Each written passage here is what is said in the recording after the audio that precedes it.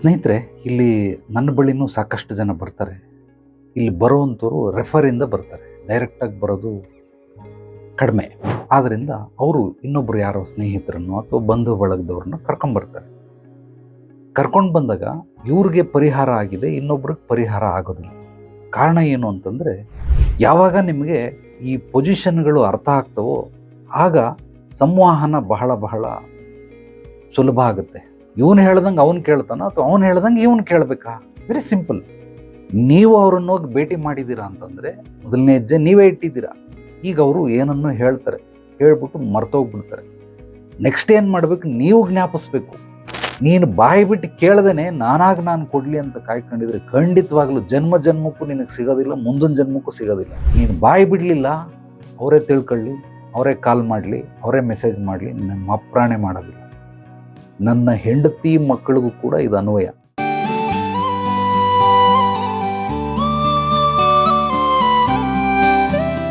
ನಮಸ್ತೆ ಆತ್ಮೀಯರೇ, ನಿಮ್ಮೆಲ್ಲರ ಹಿತೈಷಿ ಆಧ್ಯಾತ್ಮಿಕ ಚಿಂತಕ, ಶಿಕ್ಷಕ, ಚಿತ್ತಚೇತನ ಜೀವನ ದರ್ಶನ ಕಾರ್ಯಕ್ರಮಕ್ಕೆ ತಮ್ಮೆಲ್ಲರಿಗೂ ಪ್ರೀತಿಯ ಸ್ವಾಗತ, ಸುಸ್ವಾಗತ. ಸ್ನೇಹಿತರೆ, ನನಗೆ ಕೆಲವೊಂದು ಕೆಲಸಗಳು ಆಗ್ತಾ ಇಲ್ಲ, ಅದನ್ನು ಮಾಡಿ ಮುಗಿಸುವಂಥ ಪ್ರಕ್ರಿಯೆಗಳನ್ನು ಹೇಳಿ ಅಂತ. ಸ್ನೇಹಿತರೆ, ಇಲ್ಲಿ ನನ್ನ ಬಳಿನೂ ಸಾಕಷ್ಟು ಜನ ಬರ್ತಾರೆ. ಇಲ್ಲಿ ಬರುವಂಥವ್ರು ರೆಫರಿಂದ ಬರ್ತಾರೆ. ಡೈರೆಕ್ಟಾಗಿ ಬರೋದು ಕಡಿಮೆ. ಅಂದರೆ ರೆಫರ್, ಯಾರಿಗೋ ಒಬ್ರಿಗೆ ಸಮಸ್ಯೆಗಳು ಪರಿಹಾರ ಆಗಿರ್ತವೆ, ಅಥವಾ ನಾನು ಅವ್ರಿಗೆ ಇಷ್ಟ ಆಗಿರ್ತೀನಿ, ಆತ್ಮೀಯತೆ ಹೆಚ್ಚಾಗುತ್ತೆ.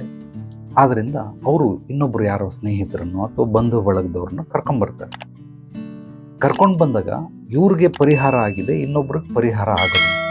ಕಾರಣ ಏನು ಅಂತಂದರೆ, ಮೂಲವಾಗಿ ಕೇವಲ ನನ್ನ ಬಗ್ಗೆ ಮಾತಾಡ್ತಾ ಇಲ್ಲ, ಸಮಾಜದಲ್ಲಿ ನಿಮ್ಮ ಕೆಲಸ ಕಾರ್ಯಗಳು ಆಗಬೇಕಂದ್ರೆ, ಮಾಡಿ ಮುಗಿಸ್ಬೇಕು ಅಂದರೆ ಏನನ್ನು ಮಾಡಬೇಕು, ಏನನ್ನು ಮಾಡಬಾರ್ದು, ಹೇಗೆ ಮಾಡಬೇಕು ಅನ್ನೋ ಈ ತ್ರಿಶಕ್ತಿಗಳನ್ನು ನಿಮ್ಮ ಹೊಂದಿಗೆ ಹೇಳ್ಕೊಳ್ತೀನಿ. ಅದನ್ನು ನೀವು ಮೊದಲು ಗಮನ ಕೊಟ್ಟು ಆಲಿಸಿ ಅರ್ಥ ಮಾಡಿಕೊಂಡು ಅಳವಡಿಸ್ಕೊಳ್ಳೋಕೆ ಪ್ರಯತ್ನ ಪಡಿ. ಖಂಡಿತವಾಗ್ಲೂ ಫಲಿತಾಂಶ ಸಿಕ್ಕೇ ಸಿಗುತ್ತೆ. ಏನದು ಅಂದರೆ, ಮೂಲವಾಗಿ ನಾವು ಸಮಾಜದಲ್ಲಿರಬೇಕಾದ್ರೆ ನಮಗಿಂತನೂ ಹಿರಿಯರು ಅಥವಾ ನಾವಿರೋ ಸ್ಥಾನಮಾನಕ್ಕಿಂತಲೂ ಅವರು ಮೇಲ್ವರ್ಗದಲ್ಲಿದ್ದಾರೆ. ಅಂದರೆ ಉದಾಹರಣೆ, ಒಬ್ಬ ಪೊಲೀಸು, ಇನ್ನೊಬ್ಬರು ಇನ್ಸ್ಪೆಕ್ಟ್ರು. ಈಗ ಯಾರು ದೊಡ್ಡವರು? ನಾನು ವಯಸ್ಸಲ್ಲಿ ಕೇಳ್ತಾ ಇಲ್ಲ, ಆ ಒಂದು ಹಂತದಲ್ಲಿ ಯಾರು ದೊಡ್ಡವರು? ಪೊಲೀಸ್ ಇನ್ಸ್ಪೆಕ್ಟ್ರು ಖಂಡಿತವಾಗ್ಲೂ ದೊಡ್ಡವರು. ಇನ್ಸ್ಪೆಕ್ಟ್ರಿಗಿಂತನೂ ಇನ್ನು ಮೇಲೆಗಡೆ ಸಬ್ ಇನ್ಸ್ಪೆಕ್ಟರ್ ಇರ್ತಾರೆ, ಅವ್ರಿಗಿಂತನೂ ಮೇಲ್ಗಡೆ ಇರ್ತಾರೆ IAS, IPS, ಕಮಿಷನರ್ ಅಂತ ಇರ್ತಾರೆ. ಕಮಿಷನರ್ಗಿಂತನೂ ಮೇಲ್ಗಡೆ ಹೋಮ್ ಮಿನಿಸ್ಟರ್ ಅಂತ ಇರ್ತಾರೆ. ಹೋಮ್ ಮಿನಿಸ್ಟರ್ ಆದಮೇಲೆ ಯಾರು? ಅದೇ ರೀತಿ ಎಲ್ಲ ವರ್ಗದಲ್ಲೂ ಪೊಸಿಷನ್ ನಮಗಿಂತ ಮೇಲೆ, ಅವ್ರಿಗಿಂತ ಮೇಲೆ, ಅವ್ರಿಗಿಂತ ಮೇಲೆ. ಯಾವಾಗ ನಿಮಗೆ ಈ ಪೊಸಿಷನ್ಗಳು ಅರ್ಥ ಆಗ್ತವೋ ಆಗ ಸಂವಹನ ಬಹಳ ಬಹಳ ಸುಲಭ ಆಗುತ್ತೆ. ಅಂದರೆ ಮಾತುಕತೆ, ಕಮ್ಯುನಿಕೇಷನ್. ನಿಮಗೆ ಯಾವಾಗ ಇದೇ ಗೊತ್ತಿಲ್ಲ, ಖಂಡಿತವಾಗ್ಲೂ ನೀವು ಮೇಲೆ ಹೋಗೋದಕ್ಕೆ ಸಾಧ್ಯವಿಲ್ಲ. ನಿಮ್ಮ ಕೆಲಸಗಳು ಯಾವುದು ಸಾಧ್ಯವಾಗೋದಿಲ್ಲ. ಒಬ್ಬ ಚೀಫ್ ಮಿನಿಸ್ಟ್ರಿಗೂ ಪ್ರೈಮ್ ಮಿನಿಸ್ಟ್ರಿಗೂ ಏನು ವ್ಯತ್ಯಾಸ, ಇದನ್ನು ನೀವು ತಿಳ್ಕೊಳ್ಬೇಕು. ಒಬ್ಬ ಕೌನ್ಸಿಲರ್ಗೂ MLAಗೆ ಏನು ವ್ಯತ್ಯಾಸ, ಇದನ್ನು ನೀವು ಅರ್ಥ ಮಾಡ್ಕೊಳ್ಬೇಕು. ಯಾರು first grade officer, second grade officer, third grade officer, fourth grade officer, ಇದೆಲ್ಲವೂ ಕೂಡ ಎಲ್ಲ ಕಡೆನೂ ಇದೆ.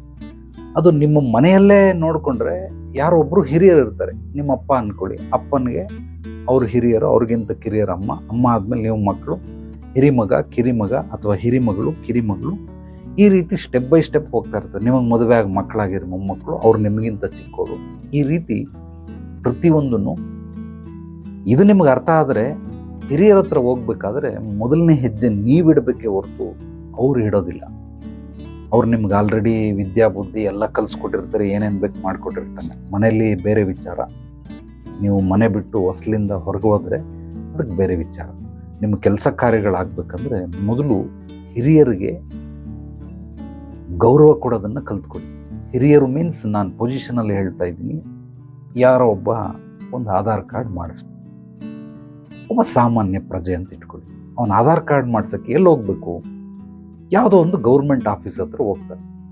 ಹೋದಾಗ ಆಫೀಸರ್ ಇವನಿಗಿಂತ ಹಿರಿಯ, ನಾನು ಮತ್ತೆ ವಯಸ್ಸಲ್ಲಿ ಹೇಳ್ತಾ ಇಲ್ಲ, ಇವನಿಗಿಂತ ದೊಡ್ಡವನು, ಸ್ಥಾನಮಾನದಲ್ಲಿ ದೊಡ್ಡವನು.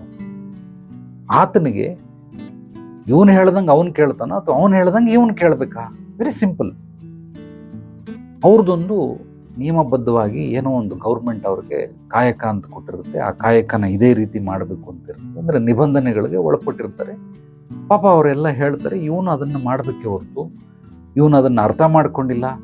ನಾನು ಹೇಳ್ದಂಗೆ ಆ ಯಪ್ಪ ಕೇಳ್ತಾ ಇಲ್ಲ, ಕೇಳಕ್ಕೆ ಸಾಧ್ಯವೇ ಇಲ್ಲ. ರೀಸನ್ ಏನು ಅಂದರೆ ಅವರವರ ಒಂದು ನಿಯಮಾನುಸಾರವಾಗಿ ಅವ್ರು ಕೆಲಸ ಮಾಡ್ತಾ ಇರ್ತಾರೆ. ನಾನು ಆಧಾರ್ ಕಾರ್ಡ್ದು ಎಕ್ಸಾಂಪಲ್ ಕೊಟ್ಟಿರೋದು ನಿಮಗೆ. ಆಧಾರ್ ಕಾರ್ಡ್ ಬಿಟ್ಟು ಬೇರೆ ಯಾವುದೇ ರೂಪದಲ್ಲಿ ನೀವು ನೋಡಿದ್ರೂ ಕೂಡ ಅದನ್ನೇ ನೀವು ಮಾಡಬೇಕೆ ಹೊರತು ಅದು ಬಿಟ್ಟು ಬೇರೆ ಮಾಡೋ ಅಂಥ ಅವಶ್ಯಕತೆಗಳಿಲ್ಲ. ಸೊ ಉದಾಹರಣೆಗೆ ನಾನು ಹೇಳಿದ್ದಷ್ಟೇ. ಅದೇ ರೀತಿ ಯಾವುದಾದ್ರೂ ಒಂದು ನಿಮ್ಮ ಕೆಲಸ ಕಾರ್ಯಗಳು, ಏನೋ ಸೈಟು, ಜಮೀನು, ಈ ರೀತಿ ಕೆಲಸ ಕಾರ್ಯಗಳನ್ನು ಮಾಡ್ತಾ ಇರ್ತೀರಾ. ಈ ಕೆಲಸ ಕಾರ್ಯಗಳು ಮಾಡಬೇಕಾದ್ರೆ ಯಾರನ್ನ ಹೋಗಿ ರೆವಿನ್ಯೂ ಇನ್ಸ್ಪೆಕ್ಟರ್ನ ಭೇಟಿ ಆಗಬೇಕು, ಯಾವುದೋ ಜಿಲ್ಲಾಧಿಕಾರಿಗಳನ್ನ ಭೇಟಿ ಆಗಬೇಕು. ಆಗಬೇಕಾದ್ರೆ ಮೊದಲನೇ ಹೆಜ್ಜೆ ನೀವಿಡಬೇಕಾ, ಅವ್ರು ಇಡಬೇಕಾ? ನೀವು ಅವರನ್ನು ಹೋಗಿ ಭೇಟಿ ಮಾಡಿದ್ದೀರಾ ಅಂತಂದರೆ ಮೊದಲನೇ ಹೆಜ್ಜೆ ನೀವೇ ಇಟ್ಟಿದ್ದೀರಾ. ಈಗ ಅವರು ಏನನ್ನು ಹೇಳ್ತಾರೆ, ಹೇಳ್ಬಿಟ್ಟು ಮರ್ತೋಗ್ಬಿಡ್ತಾರೆ. ನೆಕ್ಸ್ಟ್ ಏನು ಮಾಡಬೇಕು, ನೀವು ಜ್ಞಾಪಿಸ್ಬೇಕು.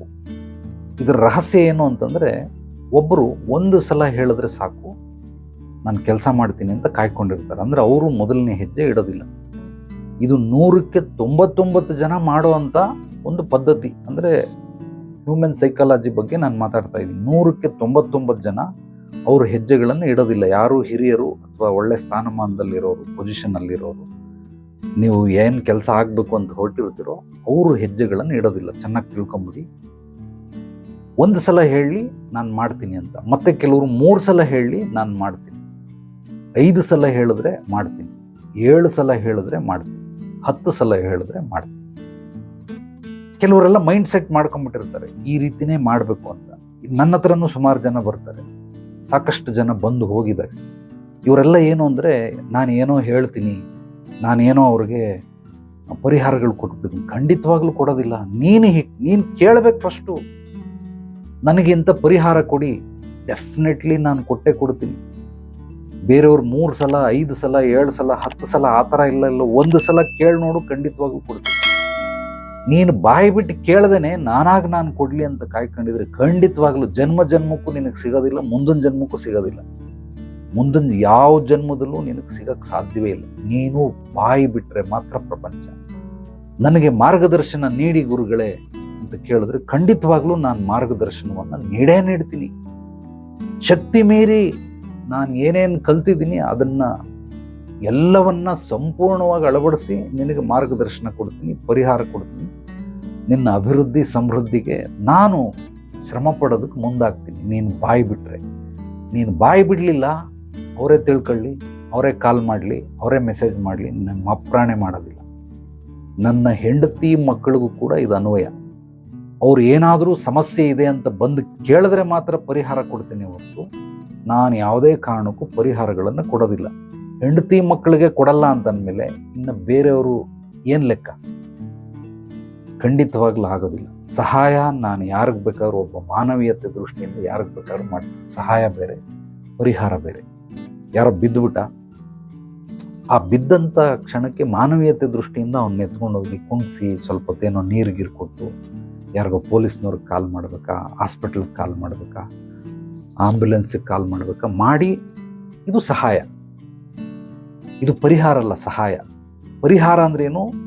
ಅವನ ಹತ್ರ ಯಾರಿದ್ದಾರೋ ಇಲ್ಲವೋ ಅವನಿಗೆ ಗೊತ್ತಿಲ್ಲ, ಪ್ರಜ್ಞೆ ತಪ್ಪೋಗ್ಬಿಟ್ಟಿದ್ದಾನೆ, ಆಸ್ಪತ್ರೆಗೆ ಹೋಗಿ ನಿಂತ್ಕೊಂಡು ಅವನಿಗೆ ಪ್ರಜ್ಞೆ ಬರೋರ್ಗೆ ಅಲ್ಲಿದ್ದು ಯಾರಪ್ಪ ಏನಯ್ಯ ಯಾರಿಗೆ ಕಾಲ್ ಮಾಡ್ಬೇಕಪ್ಪ ಅಂತೇಳಿ ಅವನದೇನೋ ಮೊಬೈಲ್ ಲಾಕ್ ಆಗ್ಬಿಟ್ಟಿರ್ತದೆ, ಏನೋ ಪ್ಯಾಟರ್ನ್ ಇಟ್ಟಿರ್ತಾನೆ, ನಂಬರ್ ಇಟ್ಟಿರ್ತಾನೆ, ಅದನ್ನೆಲ್ಲ ಹೊಡೆದು ಇಂಥವ್ರಿಗೆ ಕಾಲ್ ಮಾಡಿ ಅಂದಾಗ ಬಾಮ್ಮ ಅಂಥೇಳಿ ಈ ಥರ ಆಕ್ಸಿಡೆಂಟ್ ಆಗ್ಬಿಟ್ಟಿತ್ತು, ಬಂದು ನೋಡ್ಕೊಳ್ಳಿ. ಇದು ಪರಿಹಾರ. ಈಗ ಅವ್ರ ಮನೆಯವ್ರು ಬಂದು ಅವನನ್ನು ಹ್ಯಾಂಡಲ್ ಮಾಡ್ತಾರೆ, ಮೈಂಟೈನ್ ಮಾಡ್ತಾರೆ.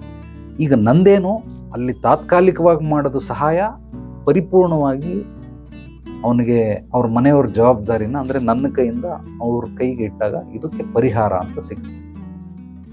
ಇದು ನನ್ನ ಕರ್ತವ್ಯ. ಈಗ ಅವನಿಗೆ ಪೇಷಂಟ್ಗೆ ತಾತ್ಕಾಲಿಕವಾಗಿ ಯಾರೋ ಸಹಾಯ ಮಾಡಿದ್ರು, ಪರಿಹಾರ ಏನು ಅಂದರೆ ಅದೆಲ್ಲ ವಾಸಿ ಆಗ್ಬೇಕು. ಏನೋ ಮೂಳೆ ಮುರಿದೋಗ್ಬಿಟ್ಟಿರ್ತದೆ, ಅದಕ್ಕೇನೋ ನೆಟ್ಟು ಬೋಲ್ಟ್ ಹಾಕಿರ್ತಾರೆ ಅಥವಾ ಏನೋ ಪುತ್ತೂರು ಕಟ್ಟು ಹಾಕ್ಸಿರ್ತಾರೆ, ಅವನು ವಾಸಿಯಾಗಿ ಮತ್ತೆ ತಿರ್ಗಾ ಕೈ ಹಿಂಗೆ ಆಡಿಸೋ ನಾರ್ಮಲ್ ಸ್ಥಿತಿಗೆ ಬರ್ತಾನಲ್ಲ, ಇದು ಪರಿಹಾರ. ಅದು ಅವನಿಗೆ. ಆದ್ದರಿಂದ ಪರಿಹಾರಗಳು ಮತ್ತು ಸಹಾಯ ಇದೆರಡಕ್ಕೂ ಅಜಗಜಾಂತರ ವ್ಯತ್ಯಾಸ ಇದೆ. ಸಲಹೆ ಸೂಚನೆಗಳು ಮಾರ್ಗದರ್ಶನ ಇದೆರಡಕ್ಕೂ ಅಜಗಜಾಂತರ ವ್ಯತ್ಯಾಸ ಇದೆ. ಸಲಹೆಗಳು ಯಾರು ಬೇಕಾದ್ರೂ ಕೊಡಬಹುದು, ಸೂಚನೆಗಳು ಯಾರು ಬೇಕಾದ್ರೂ ಹೇಳ್ಬೋದು, ಅಭಿಪ್ರಾಯಗಳನ್ನು ಯಾರು ಬೇಕಾದ್ರೂ ವ್ಯಕ್ತಪಡಿಸ್ಬೋದು, ಏನು ಬೇಕಾದ್ರೂ ಹೇಳ್ಬೋದು, ಒಳ್ಳೆಯದೋ ಕೆಟ್ಟದ್ದೋ, right or wrong, whatever it is, positive or negative, ಏನನ್ನು ಬೇಕಾದ್ರೂ ಹೇಳ್ಬೋದು. ಬಟ್ ಮಾರ್ಗದರ್ಶನ ಎಲ್ಲರ ಕೈಯಲ್ಲಿ ಕೊಡೋದಕ್ಕೆ ಸಾಧ್ಯವಿಲ್ಲ.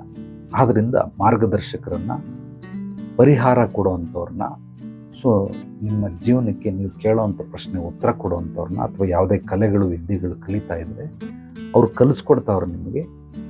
ನೀವು ಮೊದಲನೇ ಹೆಜ್ಜೆ ಇಟ್ಟರೆ ಅವರು 2 ಹೆಜ್ಜೆ ಇಡೋಕ್ಕೂ ರೆಡಿ ಇರ್ತಾರೆ, 3 ಹೆಜ್ಜೆ ಇಡೋಕ್ಕೂ ರೆಡಿ ಇರ್ತಾರೆ ಕೆಲವರು. ಬಟ್ ಮೊದಲನೇ ಹೆಜ್ಜೆ ನೀವು ಇಡಬೇಕು, ಅವ್ರು ಇಡೋದಿಲ್ಲ. ಅವನೇ ತಿಳ್ಕೊಂಡು ಮಾಡಲಿ, ಅವ್ನು ನನ್ನ ಹತ್ರ ಬರೋ ಮುಟ್ಟಾಡ್ರಿ. ಸುಮಾರು ಜನ ಹಂಗೆ ಮಾಡ್ತಾರೆ. ನಾನು ಆ ಥರ ಮಾಡೋದಿಲ್ಲ, ಹೆಂಡತಿ ಮಕ್ಕಳಿಗೆ ಮಾಡೋಕ್ಕೆ ಹೋಗೋದಿಲ್ಲ. ಇನ್ನು ಅವನು ಯಾವ ಜಿಜ್ಬಿ, ಅವ್ನಿಗೆ ಯಾಕೆ ಮಾಡಬೇಕು, ಮಾಡೋದಿಲ್ಲ. ಕೆಲವ್ರು ಏನು ಮಾಡ್ತಾರೆ, ಅವ್ರಾಗ ಅವ್ರು ಹೇಳಲಿ, ಎಲ್ಲಿವರೆಗೂ ಕೇಳೋದಿಲ್ವೋ. ನಾನು 3 ಭಾಗ ಮಾಡ್ಕೊಂಡ್ಬಿಟ್ಟಿದ್ದೀನಿ, ನಾನಲ್ಲ, ನನ್ನ ಗುರುಗಳು ಮಾಡಿಕೊಟ್ಬಿಟ್ಟಿದ್ದಾರೆ. ನಾನು ಯಾವ ರೀತಿ ಕಡೆ ಉಸಿರೋರ್ಗೂ ಬದುಕಬೇಕು ಅನ್ನೋದನ್ನು ಆಲ್ರೆಡಿ ಅವರು ರೂಟ್ ಮ್ಯಾಪ್ ಹಾಕ್ಕೊಟ್ಬಿಟ್ಟಿದ್ದಾರೆ. ನನಗೂ ಕೆಲವೊಂದು ರಿಸ್ಟ್ರಿಕ್ಷನ್ ಇದೆ, ಏನನ್ನ ಮಾಡಬಾರ್ದು, ಏನು ಮಾಡಬೇಕು, ಹೇಗೆ ಮಾಡಬೇಕು. ಸಾಮಾಜಿಕವಾಗಿ ನೀವು ಯಾರಾದರೂ ಬರಲಿ, 2 ಬರಲಿ, 5 ಜನ ಬರಲಿ, 10 ಜನ ಬರಲಿ, ಅದ್ಭುತವಾಗಿ ಮಾತಾಡ್ಕೊಂಡಿರ್ತೀವಿ, ಚೆನ್ನಾಗಿ ಮಾತಾಡ್ತೀವಿ. 20% ಸಾಮಾಜಿಕವಾಗಿ ಮಾತಾಡ್ತೀನಿ, 30% ವ್ಯಾವಹಾರಿಕವಾಗಿ ಮಾತಾಡ್ತೀನಿ. ಅಂದರೆ 2 ಬೇಕಾದರೆ ಯಾರೋ ಅವ್ರಿಗೆ ಸಂಬಂಧ ಇಲ್ಲದೆ ಇರೋರು ಅಥವಾ ಫ್ರೆಂಡ್ಸ್ಗಳು ಯಾರಾದರೂ ಇದ್ದರೆ.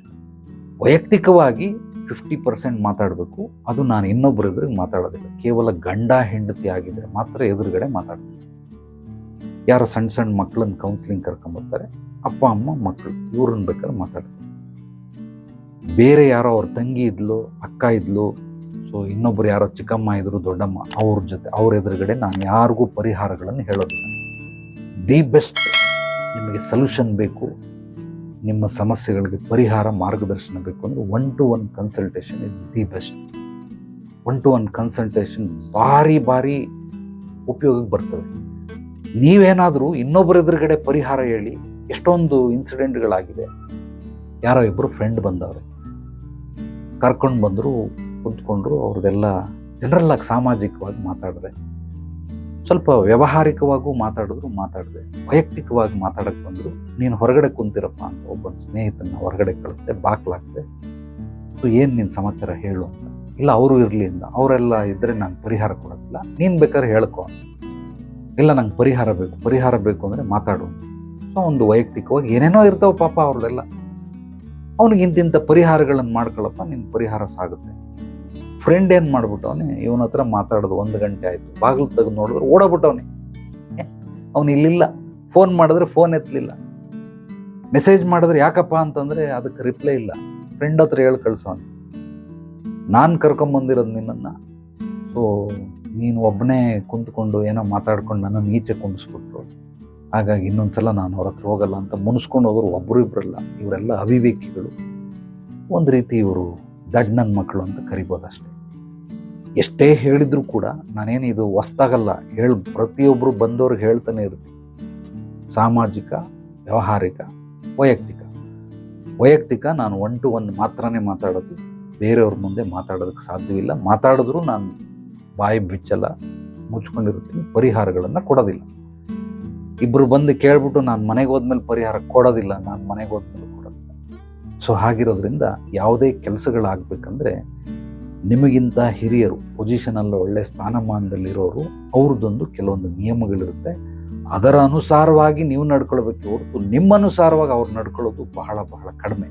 ಎಲ್ಲೋ ಒಂದು 1000ರಲ್ಲಿ 1-2 ನಡಿಬಹುದು. ಆ ಥರ ಅವ್ರಿಗೇನಾದರೂ ಆ ಥರ ಪರ್ಮಿಷನ್ ಇದ್ದರೆ ಖಂಡಿತವಾಗಿ ಮಾಡ್ತಾರೆ. ಬಟ್ ನಾನು ಆ ರೀತಿ ಮಾಡೋದಿಲ್ಲ. ನೀವು ಬಾಯಿ ಬಿಟ್ಟು ನನಗೆ ಈ ಥರ ನೋವಿದೆ, ಆ ನೋವಿಗೆ ನನ್ನ ಹತ್ರ ಔಷಧಿ ಇದೆ, ನನಗೆ ಈ ಥರ ಕಾಯಿಲೆಗಳಿದ್ದಾವೆ, ನನಗೆ ವಾಸಿ ಮಾಡೋದು ವಿದ್ಯೆಗಳು ಗೊತ್ತಿದೆ, ಗುಣಪಡಿಸೋ ವಿದ್ಯೆಗಳು ಗೊತ್ತಿದೆ, ನನಗೆ ಈ ಥರ ಸಮಸ್ಯೆಗಳಿದೆ, ಖಂಡಿತವಾಗ್ಲೂ ಪರಿಹಾರಗಳನ್ನು ನೀಡ್ತೀನಿ.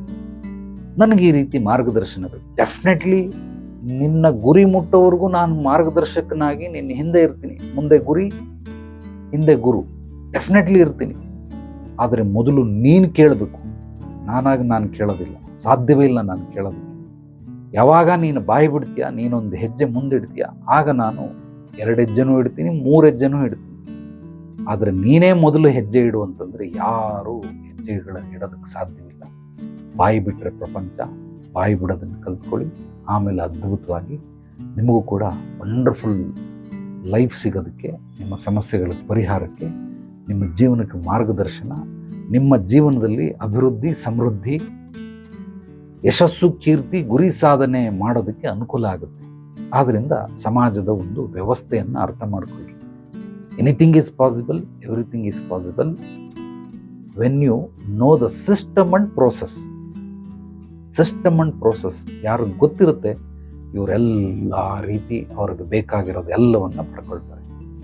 ಸೊ ನಿಮಗೆ ಯಾವುದಾದ್ರೂ ನಿಮ್ಮ ಮನಸ್ಸಿನಲ್ಲಿ ಕಾಡ್ತಾ ಇರುವಂಥ ಪ್ರಶ್ನೆಗಳಿದ್ದರೆ ಖಂಡಿತವಾಗ್ಲೂ ಮುಕ್ತವಾಗಿ ಕಾಮೆಂಟ್ ಮಾಡಿ, ಅಥವಾ ನನ್ನ ವಾಟ್ಸಪ್ ನಂಬರ್ಗೆ ವಾಯ್ಸ್ ಮೆಸೇಜ್ ಕಳಿಸಿ. ನೀವು ಕೇಳುವಂಥ ಪ್ರಶ್ನೆಗೆ ಉತ್ತರ ಕೊಡ್ತೀನಿ. ಮತ್ತೆ ಮತ್ತೆ ಹೇಳ್ತಾನೆ ಇರ್ತೀನಿ. ಸಾಮಾಜಿಕವಾಗಿರೋವಂಥದ್ದನ್ನು ಮಾತ್ರ ನಾನು ಸೋಷಿಯಲ್ ಮೀಡಿಯಾದಲ್ಲಿ ಹೇಳ್ತೀನಿ. ನೀವು ತೀರಾ ವೈಯಕ್ತಿಕವಾಗಿರೋ ಪ್ರಶ್ನೆಗಳನ್ನು ಕೇಳಿದ್ರೆ ನಾನು ಉತ್ತರ ಕೊಡೋದಿಲ್ಲ. ನೇರವಾಗಿ ಬಂದು ಭೇಟಿಯಾಗಿ ಖಂಡಿತವಾಗ್ಲೂ ನಿಮ್ಮ ಸಮಸ್ಯೆಗಳಿಗೆ ಪರಿಹಾರಗಳನ್ನು ಮತ್ತು ಮುಂದಿನ ಜೀವನದಲ್ಲಿ ಅಭಿವೃದ್ಧಿ, ಸಮೃದ್ಧಿಗಾಗಿ ಮಾರ್ಗದರ್ಶನವನ್ನು ಕೊಡೋದಕ್ಕೆ ಸಿದ್ಧನಾಗಿದ್ದೀನಿ. ಶುಭೋದಿನಿ ಆಧ್ಯಾತ್ಮಿಕ ಪರಿಹಾರ ಕೇಂದ್ರ ಸದಾ ನಿಮ್ಮ ಸೇವೆಗಾಗಿ ಕಾಯ್ತಾನೆ ಇರುತ್ತೆ. ಯಾರು ಬೇಕಾದ್ರೂ ಬರಬಹುದು. 2 ದಿವಸ ಮುಂಚಿತವಾಗಿ ಅಪಾಯಿಂಟ್ಮೆಂಟ್ ಬೇಕು ಅಂತ ಕೇಳಿದ್ರೆ ಬೆಳಿಗ್ಗೆ, ಮಧ್ಯಾಹ್ನ, ಸಂಜೆ 3 ಅಪಾಯಿಂಟ್ಮೆಂಟ್ ಇರುತ್ತೆ. ಖಂಡಿತವಾಗ್ಲೂ ಬಂದು ನೇರವಾಗಿ ಭೇಟಿ ಮಾಡ್ಬೋದು. ನಮ್ಮ ಚಾನಲನ್ನು ಮೊದಲನೇ ಬಾರಿ ಭೇಟಿ ನೀಡಿದರೆ ಸಬ್ಸ್ಕ್ರೈಬ್ ಮಾಡಿ, ಲೈಕ್ ಮಾಡಿ, ಕಮೆಂಟ್ ಮಾಡಿ ನಿಮ್ಮ ಅನಿಸಿಕೆ, ಅಭಿಪ್ರಾಯಗಳನ್ನು. ಜ್ಞಾನ ಹಂಚೋದ್ರಿಂದ ಬೆಳೆಯುತ್ತೆ. ದಯಮಾಡಿ ಎಲ್ಲರಿಗೂ ಶೇರ್ ಮಾಡಿ, ನಿಮ್ಮ ಆತ್ಮೀಯರಿಗೆ, ಪ್ರೀತಿ ಪಾತ್ರರೊಂದಿಗೆ. ಎಲ್ರಿಗೂ ಒಳ್ಳೆಯದಾಗಲಿ. ನಾಳೆ ಮತ್ತೆ ಭೇಟಿಯಾಗೋಣ ಮತ್ತಷ್ಟು ಸತ್ವಭರಿತ ವಿಚಾರಗಳೊಂದಿಗೆ. ಎಲ್ಲರೊಳಗಡೆಗಿರುವ ಭಗವಂತನಿಗೆ ನನ್ನ ಭಕ್ತಿಪೂರ್ವ ಪ್ರಣಾಮಗಳು. ಸರ್ವೇ ಜನೋ ಸುಖಿನೋ ಭವಂತು. ಶುಭರಾತ್ರಿ.